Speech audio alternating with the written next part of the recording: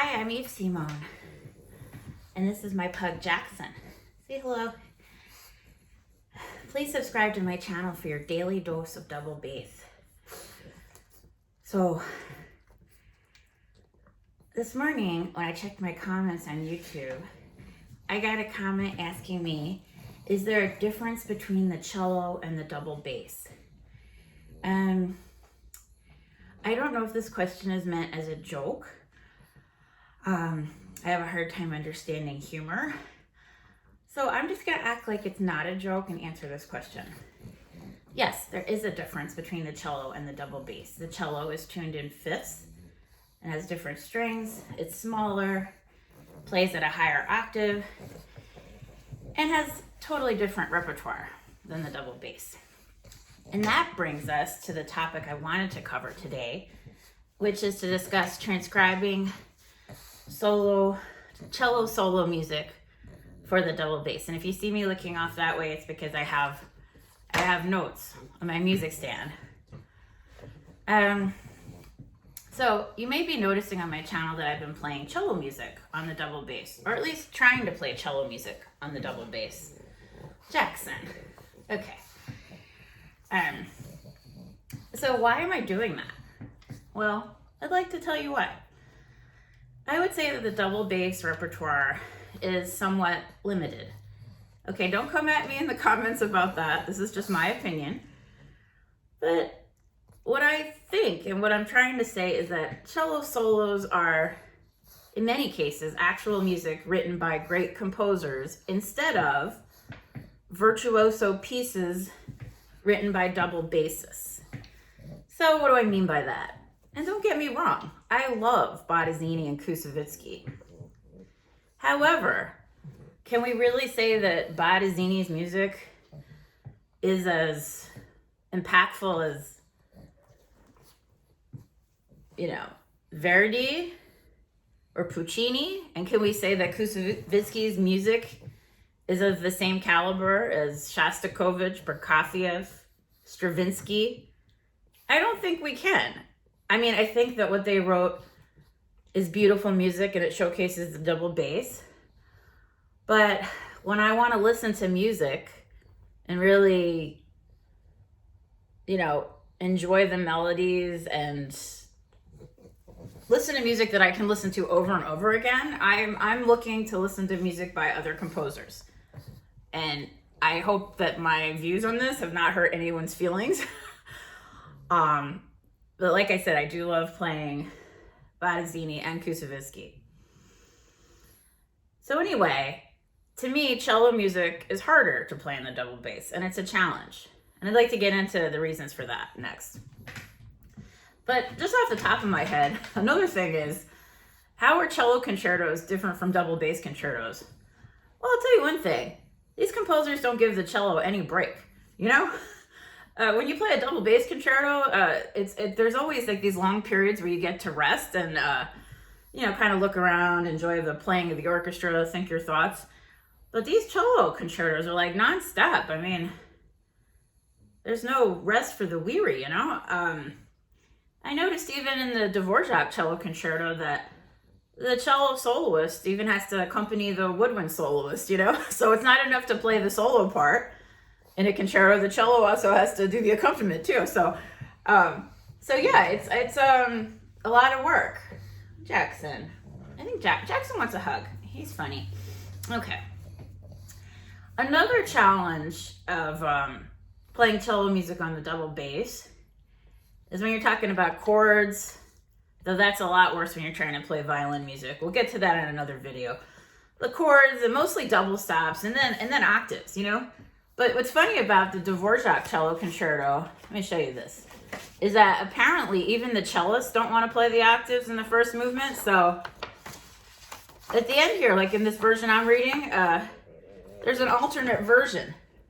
See, where you can play it without the octaves, which I think is really nice because I don't even think I can play this on the bass. I don't know if it's physically, emotionally, spiritually possible. I haven't gotten that far. We'll see. I watch the videos on YouTube of Rostropovich playing the Dvořák cello concerto, and you know, he just makes everything look so easy because he's so dignified. You know, he just puts his hand down and is playing all the octaves, and yeah, it's not like that on the double bass, and honestly, it's probably not like that for a lot of other cellists too. You know, another issue when transcribing cello music is trying to figure out.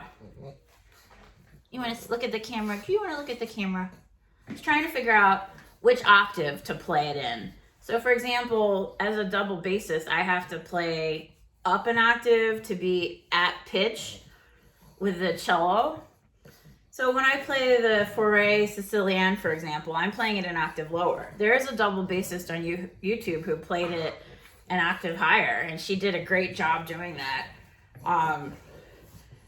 But that's a choice you always have to make. Like, am I gonna play mostly everything in thumb position to play at the same pitch as the cello or not? And then you even have to think about what key you want to play in. So, for example, the Bach cello suites have been transcribed for double bass where they're transposed to a different key to, you know, fit better with the double bass tuning and strings. I've been playing the Bach cello suites either at pitch or an octave lower in the original key. But then here's kind of the monkey wrench in the whole thing. Solo strings. So here are my solo strings that I used in the 1990s. Parastro original flat chrome. You can see those there.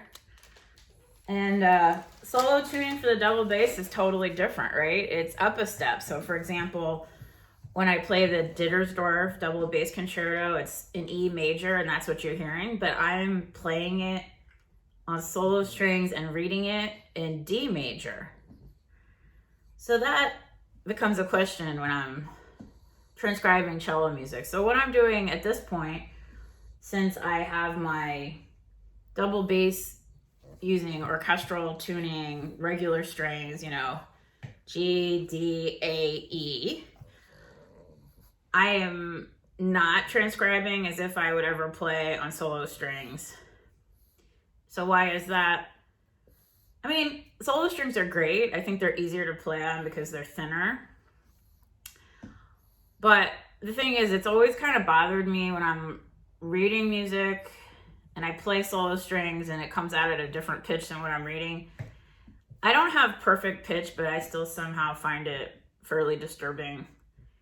And for my purposes of just having a good time on YouTube and entertaining myself with the double bass, I find that I don't want to go through transcribing the music down a step and then changing my bass to solo strings, etc.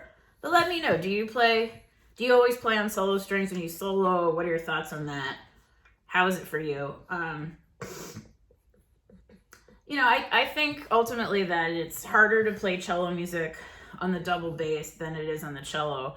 Of course, having said that, I've never played the cello, so I mean, well, I've like fooled around, you know, on someone's cello, but not like I wouldn't even call that playing the cello. I just did that for fun. But anyway, I think it's harder because of the shifting on the double bass. The notes are further apart. The strings are thicker. The instrument's heavier. You know, to me, it seems harder. I don't know. Someone who plays the cello, let me know if I'm wrong there. Maybe the cello is really hard too. I don't know. But the things that make me think it could be easier is that when I watch recordings of cellists, like, they don't have to shift around as much, and it's just more compact, you know, so I assume that would be easier. I could be wrong though, you know.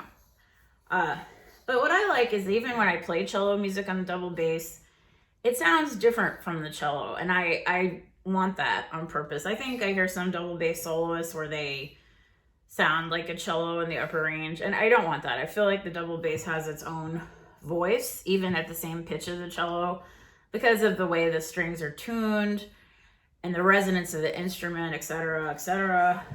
So I love the voice of the double bass even when I'm playing cello music. So yeah, thank you for listening to me share all my thoughts. And also in conclusion, I'd just like to thank all the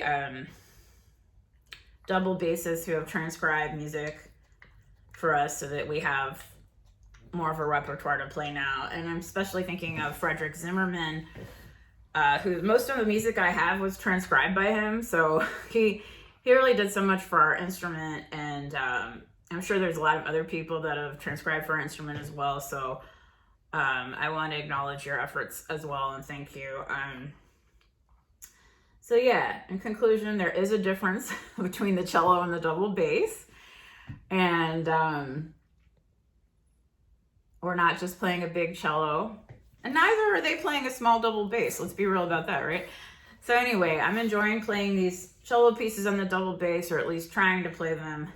But like I said, I've been shocked at how relentless it is. Like in this Dvořák cello concerto, it's pretty good. At the beginning, you get a long break in the intro, but after that, it's just nonstop, you know. So I'm enjoying it, but I have to say it's gonna require me to develop some more stamina and physical fitness, I would say, to play these on the double bass.